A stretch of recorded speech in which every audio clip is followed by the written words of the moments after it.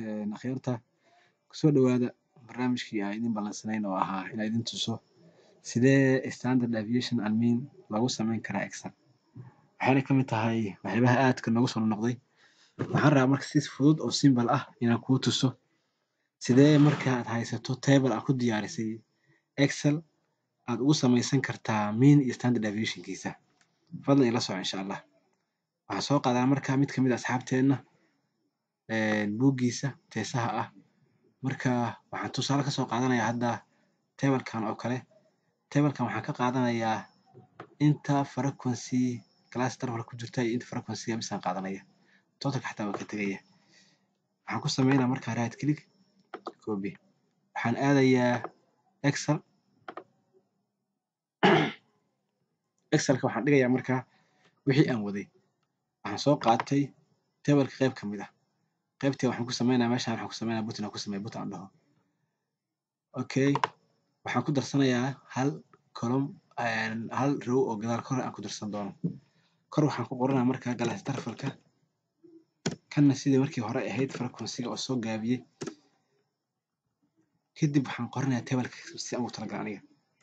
Soo haddana waxaan ugu talagalay table-ka inuu iibka bilaabmo total, inuu ii lahaado count, inuu ii lahaado mean, inuu ii lahaado variance, inuu ii lahaado standard deviation. Marka totalka waa fududahay si loo diyaariyo equal la taabanaya. Markaan taabto sum aan taabanaa markaan taabto waxaan furaa qaws automatic waxaan ku qabanayaa inaan keyword-ka right click haya aan soo drag gareynaa ilaa aan ka imaado meesha aan rabo inaan ku ekaado. Automatic waxaan sameynaa marka enter. Wuxuu ii soo saaraa total number-kaygii. Allen waxaan rabaa inaan xisaabo mean-ka sooma. Hadda waxaa xisaabay total number-kii.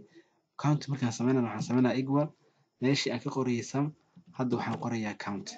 Qaws ayaan furayaa sida kii hore ka right click-ga aan dhagsiina aan sii deynina soo jiidayaa ilaa aan ka imaado meeshii aan rabay.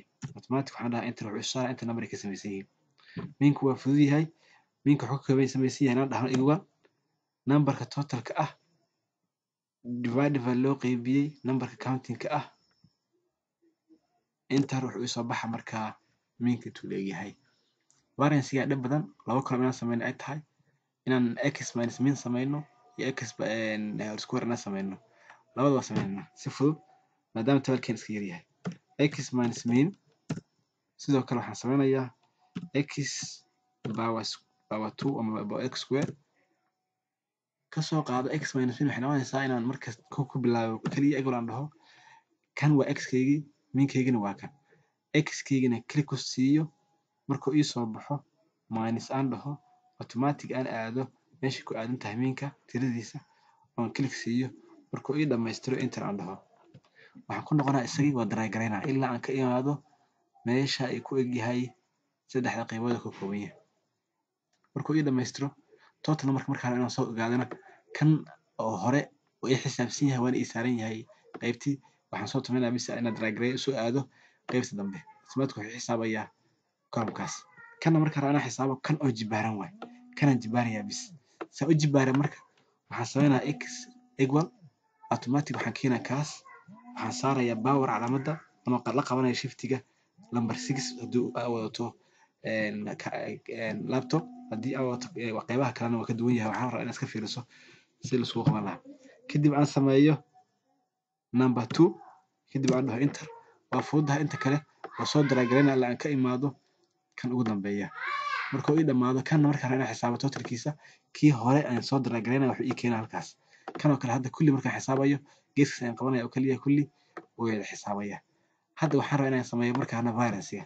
Variance waxaan ku xisaabi karaa kan oo loo qaybiyay kan oo laga jaray minus 2. Samee marka variance waxaa lagu helaa kan oo loo qaybiyay kan oo laga jaray minus 1 sorry minus 2 aan dhihin minus 1 waxaa u noqotaa xisaabta hadda u baahato buuggii statistics-ka u noqo. Wuxuu ii soo saaray variance-ga. Haddaan rabo inaan soo saaro standard deviation-ka waxaan ku soo saari karaa inaan dhaho equal kan variance-ga oo laga saaray square root-ka wuxuu ahaan jiray haddaa xasuustaan standard deviation-ka.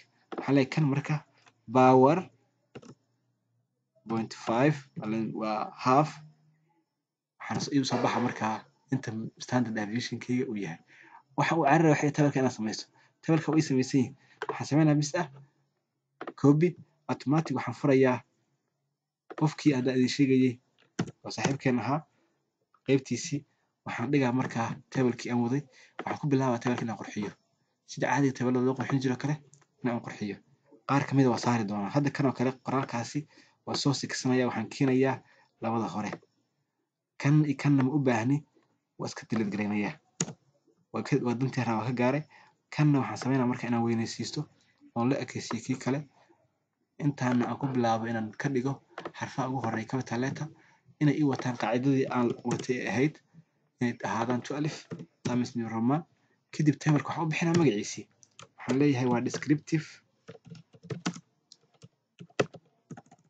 statistics table